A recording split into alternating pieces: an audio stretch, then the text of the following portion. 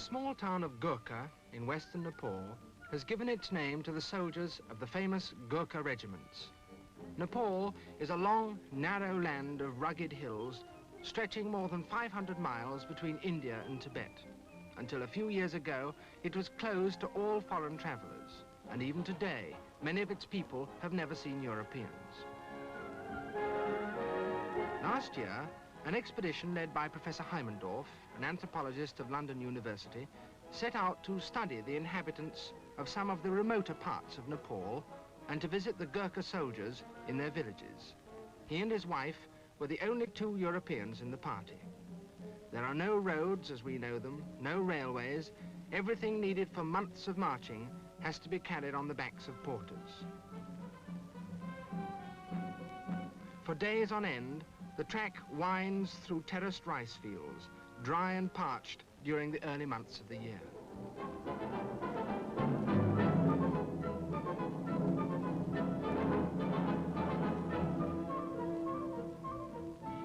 Gurkha, once the capital of the hill chiefs who later became kings of Nepal, is today a sleepy little place. The worship of gods in the pagoda-like temples and the people's life in their homes has seen little change for hundreds of years. Old women spin as their grandmothers did.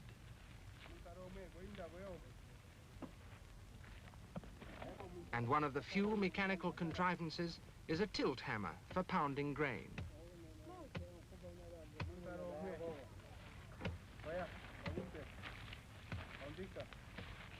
Only the large red brick palace of Gurkha, now mouldering away, recalls the glory of past ages.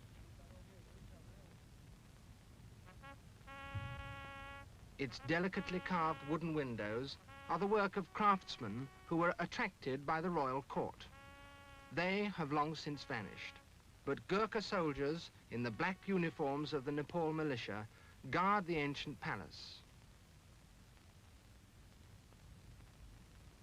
And the clerks occupying its chilly rooms often move their desks and files into the warm sun.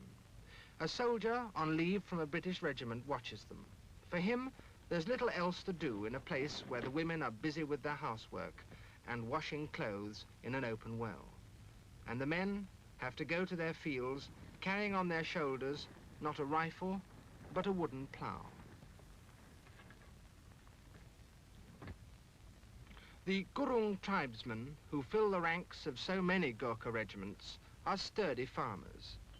In a land devoid of level ground, they score terraced fields out of the steep hill slopes and work the stony ground with their light wooden plough.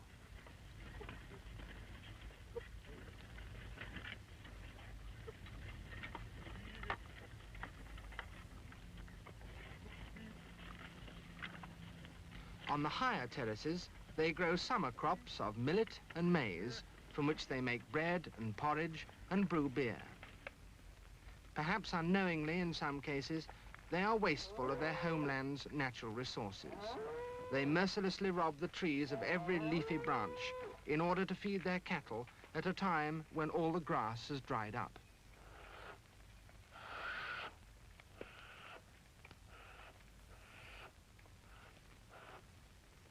The Gurungs keep large flocks of sheep for wool and meat.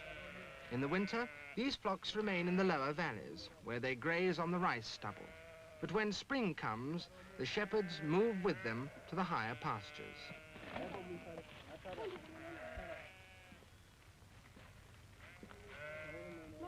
These men live for months in the high mountains, their only homes being simple shelters of cloth spread over bamboo frames.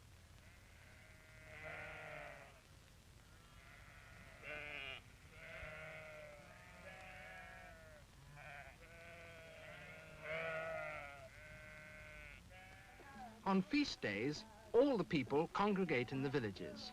During 1 month of the year, a strange ritual takes place when parties of girls work themselves up into a religious trance. They are then believed to be possessed by a spirit, a goddess.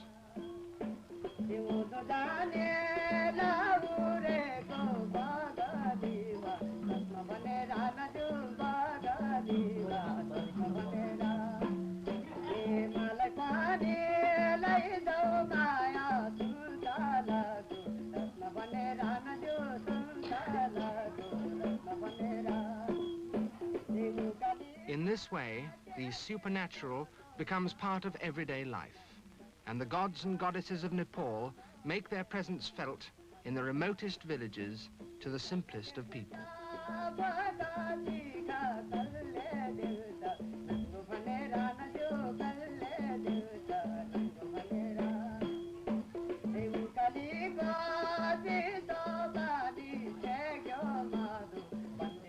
A feast follows the dance. It is served in the open on a stone-paved terrace. Men who have dined for years in a regimental mess, who've tried Chinese food in Hong Kong and drunk wine in Italian restaurants, now sit happily on the floor and enjoy a simple meal of rice and heavily spiced sauce. They have known the world of the machine age, but they return quite contentedly to the simple, hard life of hill peasants. What a Gurkha soldier has learned during his service in the British Army, he cannot employ in his home. He may have been a lorry driver, but in a country without roads or any source of power, his mechanical knowledge is useless. Yet these veterans return to their mountain homes without becoming misfits.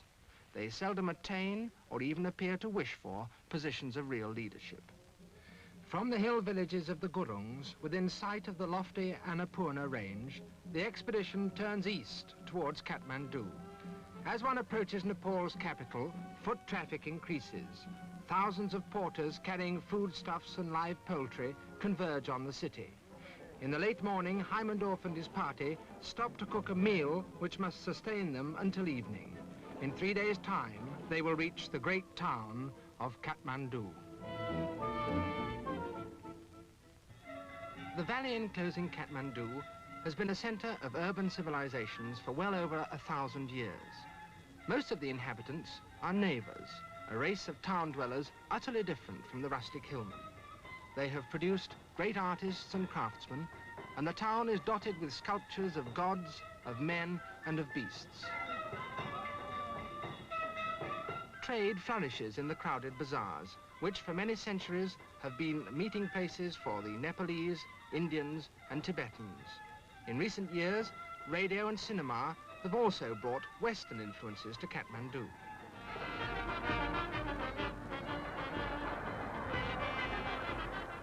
The genius of the neighbors, a gay, artistic, and excitable people, expresses itself best in the great festivals in honor of their gods. These feasts reach a climax in multitudinous processions when the images of gods are carried from square to square under ornate umbrellas, and idols inhabiting separate temples are made to meet, surrounded by surging crowds of worshippers. Under each twirling umbrella is the precious gilt image of a god carried on the shoulders of worshippers who are whipped into a trance-like frenzy by the beating of drums and the mad shouting of the multitude. Most of the spectators are women. No woman dares to mingle with a throng of excited men, but all the girls want to watch.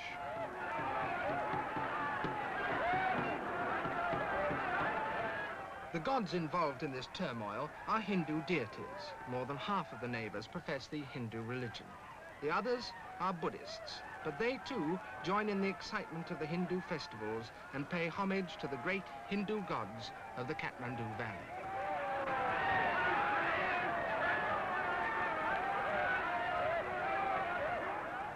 In contrast, the Buddhist temples rise in serene isolation above the noise and bustle of Kathmandu.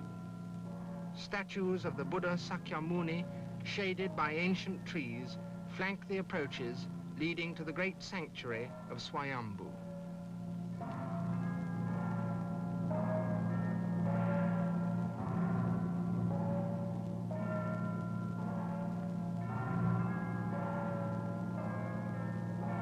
Eyes painted in black, red, and white on the pinnacle of the shrine look down upon the stream of pilgrims coming from distant valleys on Nepal's northern border.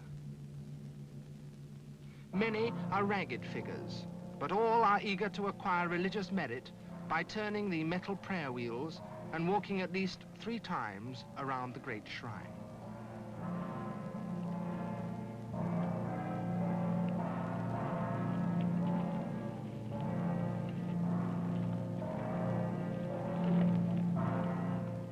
A Neva priest with a silver tray places offerings of rice and coconut into a niche of the shrine.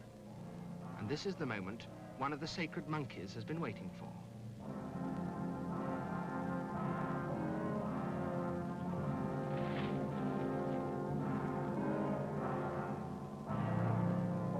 Two Buddhist deities watch, indifferent to the monkey's theft.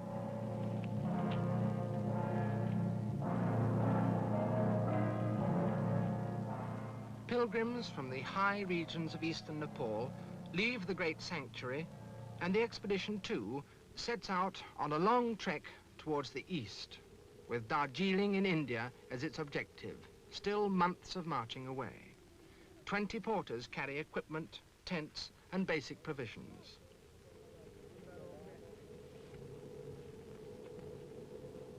At the end of a day's march, the tents are pitched near a village.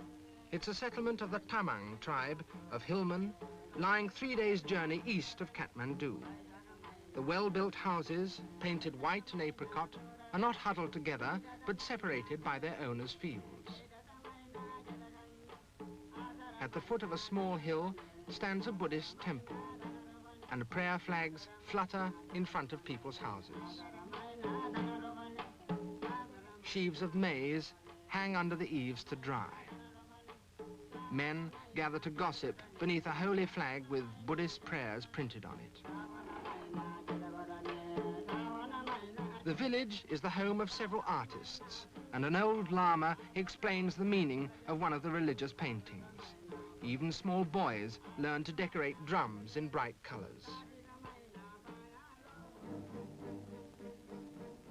In the middle ranges of Nepal's eastern hills, each day means long climbs and steep descents, for the east-west route cuts across every river and many a mountain range.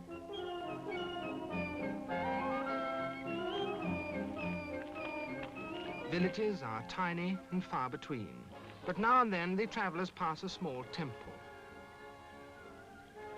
Here, a solitary shrine, rather neglected, offers refreshment to the thirsty porters. Exquisite stone carvings adorn its walls. Who carved them? There's no one to ask. A few days pass. Slowly, the vegetation changes as the expedition reaches a region lying above 8,000 feet. There are forests of pine and rhododendron, ranging in color from near white to deep rose. The ground is studded with mauve primulas. Patches of snow linger in shady hollows higher up, where the shrub rhododendrons are not yet in flower. One of the porters samples the cool snow.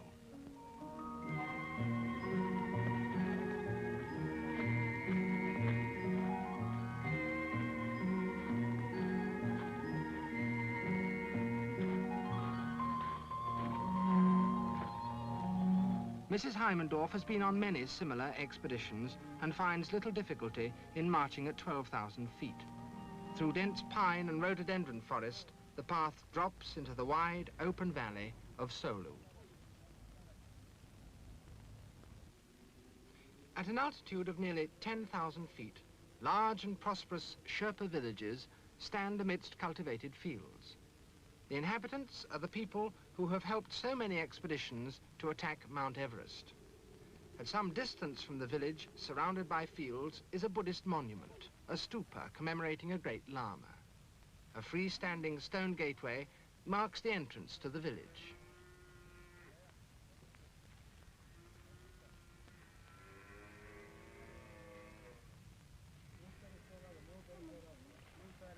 Nearby is the courtyard of the three-storied temple.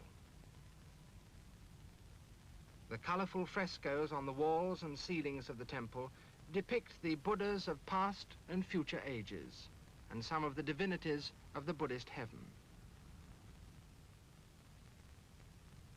From Solu, the party moves on to the valley of the Dudkosi River. After walking some hours in the early morning, the custom is to halt near a stream or a river at about 10 o'clock and allow the porters time to cook their food, to eat at leisure, and to wash their clothes.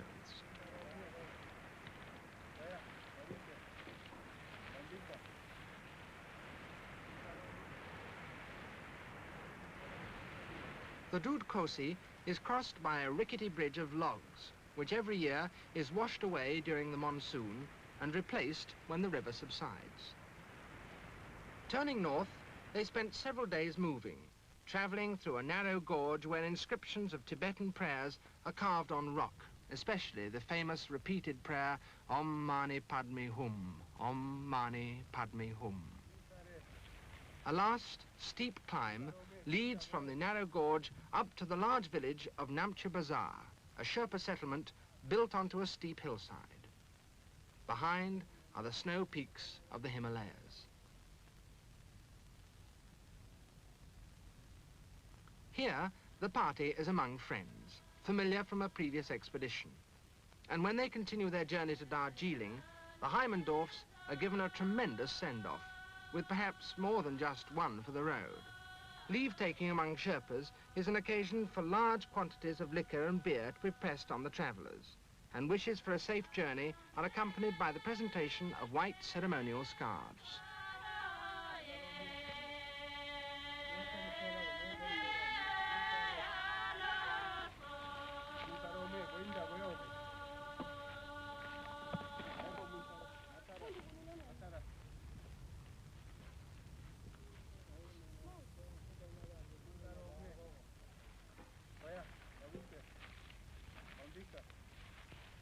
For several days, the track leads through Sherpa country, but to avoid a mountain range, impassable for heavily laden porters, the party has to descend once again to an area of subtropical forests.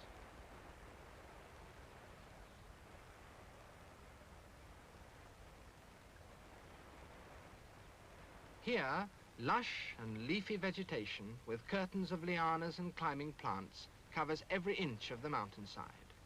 This country is remote from all communications, and many of the villages have never been visited by Europeans. Their inhabitants belong to the Rai tribe, a Mongoloid people living in a world that has remained unchanged for hundreds of years.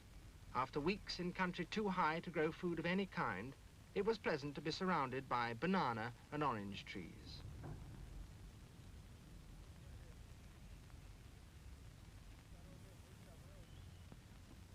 The unhurried rhythm of village life is broken only by an occasional feast or a marriage, when men wearing headdresses of hawk's feathers dance to the rhythm of drums.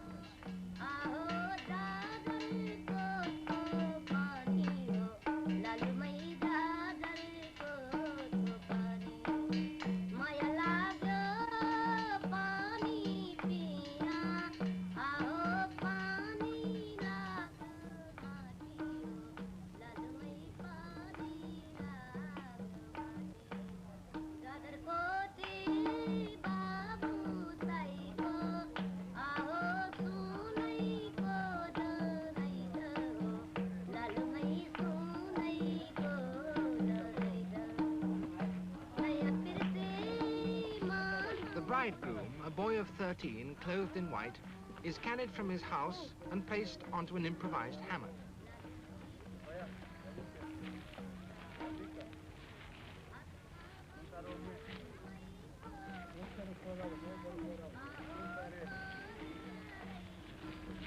Rice is thrown at the bride, a girl several years older than her young bridegroom, whose forehead is now plastered with rice and red paste to bring good fortune. In the valley of the Arun River, which flowing north to south cuts through the whole breadth of Nepal, there's a small group of villages different from all the rest of the country. For here the houses and granaries are built on wooden poles, and getting out of one's house means climbing down a ladder.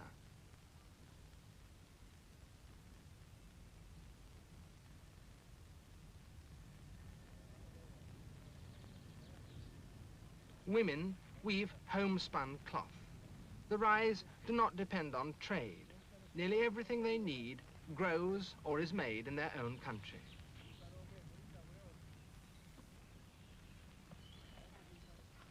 Farther upstream, the Arun Valley narrows, but there seems to be no way of getting over to the east bank of the river. A single rope spanning the river serves the local people as a bridge, but for those unused to acrobatics, it would have been foolhardy to attempt such a crossing. In any case, the loads could hardly have been got from one bank to another in this way.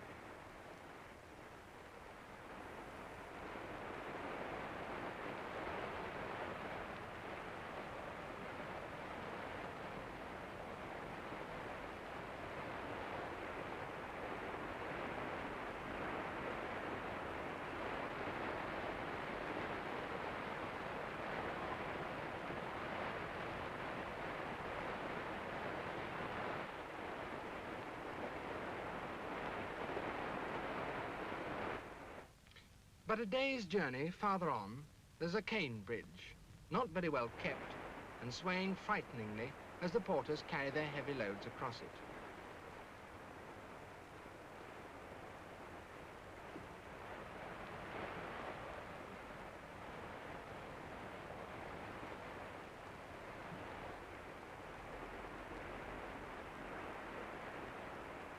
Such bridges are used until they finally break, and then a new bridge is built of cane and bamboo.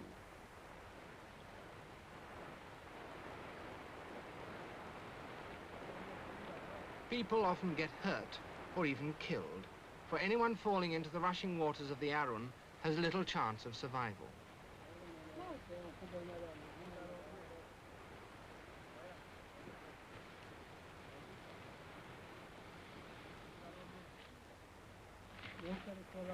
Even Mrs. Heimendorf finds it best to take her boots off.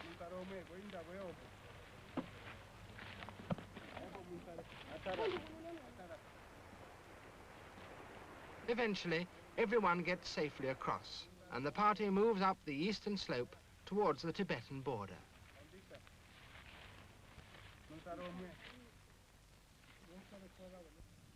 The first people they meet describe themselves as Ka Botias. They, and in fact the whole population on both sides of the Arun Gorge, seem to be a mixture of a local tribe and immigrant Tibetans. Their huddled villages are not so well planned and spaced out as the Sherpa ones. Women are busy with the harvest of a small variety of millet. This is their main crop.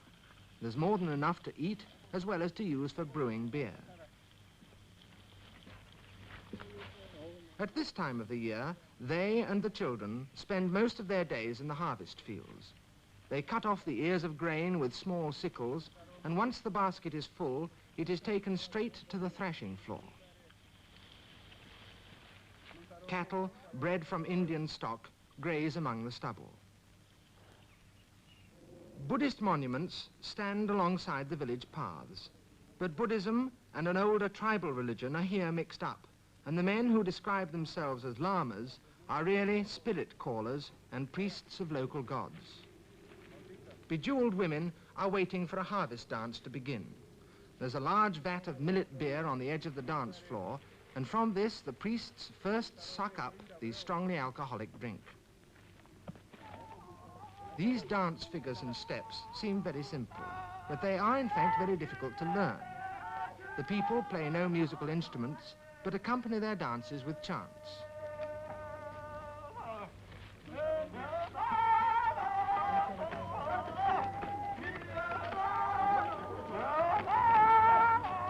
No one stops the children drinking the beer when they feel like it.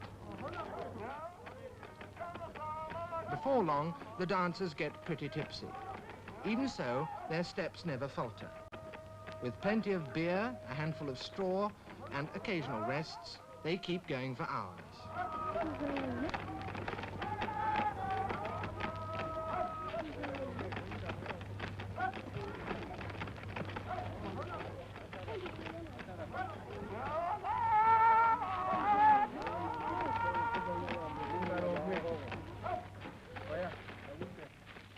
Deep gorges separate this village from Tudam, the last settlement on Nepalese soil before the Tibetan frontier.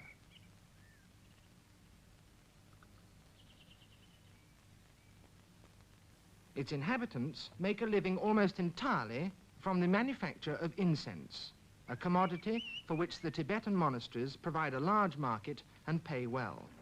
Simple, water-driven mills grind the wood of the juniper tree to pulp, a block of juniper wood being attached to a crankshaft and rubbed on a rough stone. This pulp is then dried and sold to Tibetan traders who fetch it with caravans of yaks. Traders come with unladen beasts and pay for the juniper pulp in coin. Then, heavily loaded, the caravans return to Tibet.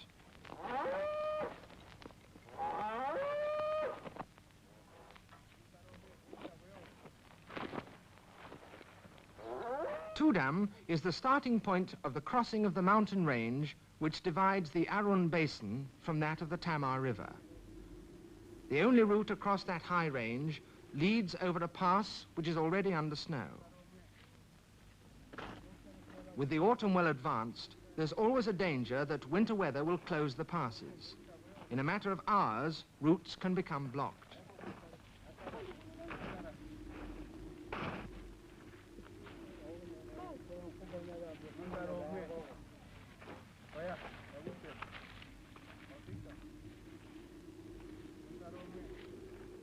The men hired at Tudam as porters and guides were proving unreliable. Suddenly, they refused to advance.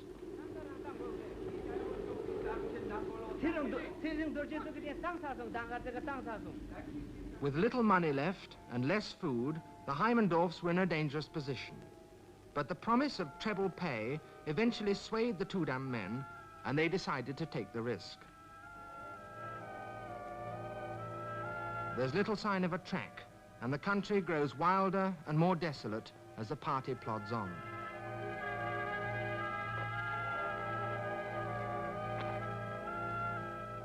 Ice pinnacles stand to left and right, and the air becomes bitterly cold. It isn't difficult to get lost in this wilderness of ice and rock, and every hour counts. Nobody, not even the porters and guides, is certain of the track.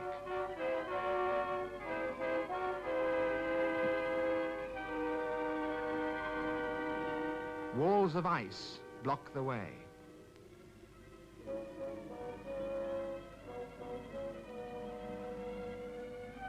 When they do get through, they face an even more dangerous obstacle. This torrent rushing over a bed of green, solid ice. A slip here will be fatal.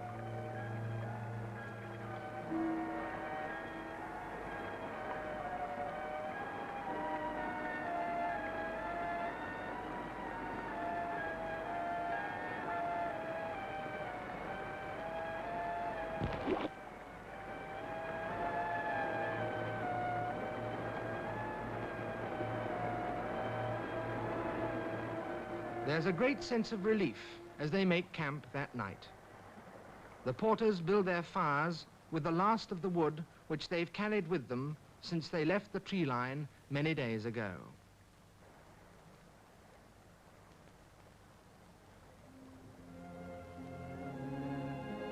Ahead lies the easy valley of the Tamar River and the route to Darjeeling and India. The journey across the length of Nepal is at its end.